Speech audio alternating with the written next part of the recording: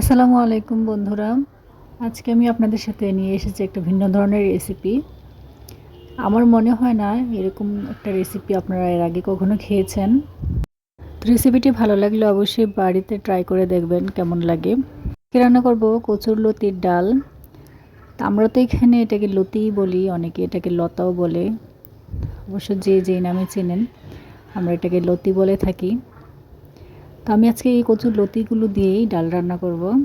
এগুলো দেখেন শক্ত শক্ত কিছু লতি থাকে যেগুলো করতে খুবই কষ্ট হয়। তো ওই লতিগুলি আমি নিয়েছি, এগুলাকে দেখেন গিটে গিটে এভাবে কেটে নিয়েছি। এই যে দেখুন, এক গিট থেকে আরেক গিট পর্যন্ত সুন্দরভাবে এটাকে কেটে নিয়েছি আর একটু পরিষ্কার করে নিয়েছি।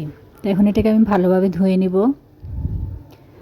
যাদের হাত চুলকায় কচুর লতি ধুতে গেলে, তো তারা অবশ্যই হাতের মধ্যে একটু তেল মেখে নেবেন, না হয় পলিথিন বেঁধে নেবেন হাতের মধ্যে। বেঁধে নিয়ে ভালোভাবে কচলে কচলে এগুলাকে ধুতে হবে, না হয় এগুলোর গায়ে অনেক ময়লা থাকে।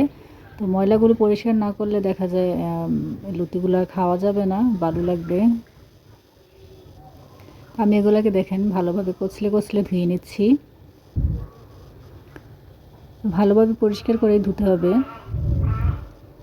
আমি সুন্দরভাবে এটাকে ধুয়ে নিলাম। এই যে দেখুন, আমি কিন্তু এটাকে 5-6 বারের মতো করে হাতে এরকম কষলে ডলে ডলে ধুয়ে নিয়েছি। আমি সবগুলা দেখাইনি।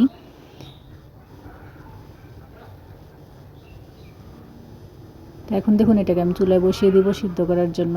আমার ধোয়া শেষ। তো আমি এটাকে এখন চুলায় বসিয়ে দিলাম। চুলায় বসিয়ে এটাকে ভালোভাবে সিদ্ধ করে নিতে হবে। এখন দেখুন, এটাকে আমি ঢাকনা দিয়ে ঢেকে দিয়েছিলাম, এখন বলক এসেছে। তো এই পর্যায়ে আমি এটাকে চেক করে নিব কতটুকু হয়েছে সেদ্ধ। আর এটাকে একটু মাঝে মধ্যে উল্টে পাল্টে দিতে হবে, যাতে সব জায়গার ভালোভাবে সেদ্ধ হয়। তো আমি এটাকে উল্টে দিয়ে ভালোভাবে আবার ঢেকে দিয়েছি, যাতে আরেকটু সেদ্ধ হয়। এ পর্যায়ে এটা সিদ্ধ হয়ে গেছে ভালোভাবে। তো এখন এটাকে আমি পানি ছেঁকে নিব। এই যে দেখুন, আমি পানি ছেঁকে নিয়েছি। এখন এটাকে ঠান্ডা হতে দিব, না হয় গরম অবস্থায় এটাকে ঝলতে একটু কষ্ট হবে, যার জন্য আমি এটাকে ঠান্ডা করে নিয়েছি। আর এখন দেখুন কি সুন্দর চামড়াগুলো উঠে আসছে। এই যে এরকম করে আমি সবগুলা লতি চামড়া ছাড়িয়ে নিব। এই যে দেখুন কি সুন্দর চামড়াটা উঠে আসছে লতির গা থেকে। এটা খেতে কিন্তু খুবই একটা মজার রেসিপি, সবাই খুব পছন্দ করে আমার বাসায়। আপনারা অবশ্যই ট্রাই করে দেখবেন কেমন লাগে। তো সবগুলো খোসা ছাড়ানো হয়ে গেছে। এখন আমি এগুলোকে একটা ব্লেন্ডারের জারে নিয়ে নিব। যে দেখুন, আমি সবগুলা তো একসাথে জায়গা হবে না, তা আমি অর্ধেক করে নিয়ে নিয়েছি। আমি 2 বারে এগুলোকে ব্লেন্ড করেছি। যে দেখুন, আর একটু হালকা করে পানি দিয়ে নিতে হবে, না হয় এটা ভালোভাবে নাও হতে পারে। যে দেখুন কি সুন্দর হয়েছে। এখন আমি এটাকে রান্না বসিয়ে দিব। তো প্রথমে সয়াবিন তেল দিয়ে দিচ্ছি, তারপরে দিয়ে দিলাম এখানে রসুন বাটা, পেঁয়াজ বাটা। রসুন বাটাটা একটু বেশি করে দিতে হবে। আর একটু আদা বাটা দিয়েছি, লবণ, আর দিয়ে দিব গুঁড়ো মরিচ আর গুঁড়া হলুদ।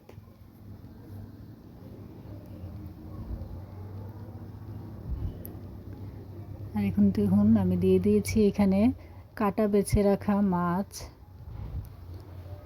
মাছটাকে আপনারা সেদ্ধ করেও নিতে পারেন, আবার ভেজেও কাটা বেছে নিতে পারেন। তো আমি মাছগুলা একটু কষিয়ে নিব এখানে। এটা সুন্দরভাবে কষানো হয়ে গেলে তারপরে আমি এখানে একটু পানি দিব। পানি দিয়ে আবার আরেকটু কষিয়ে নিব। আসলে মশলাটা যতটা ভালোভাবে কষানো হবে, এটা স্বাদও কিন্তু তেমনই বেড়ে যাবে।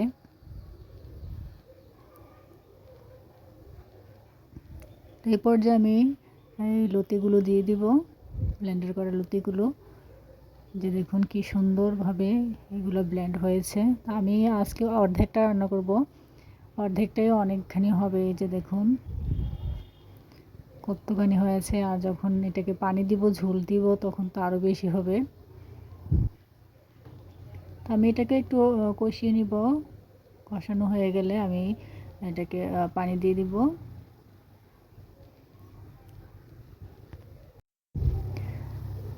তো এটা কষানো হতে হতে আমি এই যে দেখুন এখানে কিছু গরম চা নিয়েছি, এটা টক ভাব আনার জন্য। আসলে এটাতে টক না দিলে তেমন ভালোই লাগে না। তা আমার কাছে আর অন্য কিছু ছিল না, জলপাইও দেওয়া যায়, আর বেশি ভালো লাগে তেঁতুল দিয়ে। তো যেহেতু আমার কাছে তেঁতুল ছিল না, গরম চার সিজন এখন, তো আমি গরম চাই দিয়ে দিলাম। তা আমি গরম চার বিচিগুলো দেখুন ফেলে দিচ্ছি, কারণ বিচিগুলো ভালো লাগে না, বিচি থেকে কেমন যেন একটা গন্ধ আসে, তাই আমি বিচিগুলো সব ফেলে দিয়েছি। তো গরম চাগুলো ভালোভাবে ধুয়ে এখন আমি এই যে ডালের মধ্যে দিয়ে দিব।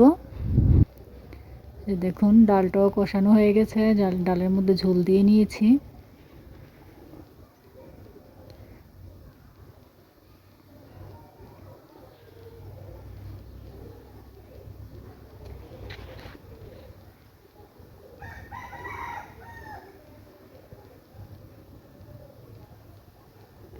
এই যে দেখুন এই পর্যায়ে আমি গরম চাগুলো দিয়ে দিব।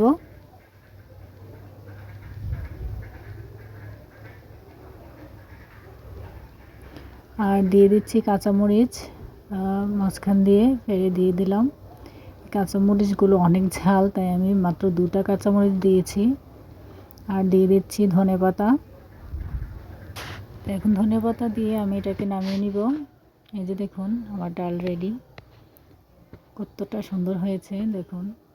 তো মতো এই পর্যন্তই, সবাই ভালো থাকবেন, আল্লাহ হাফেজ।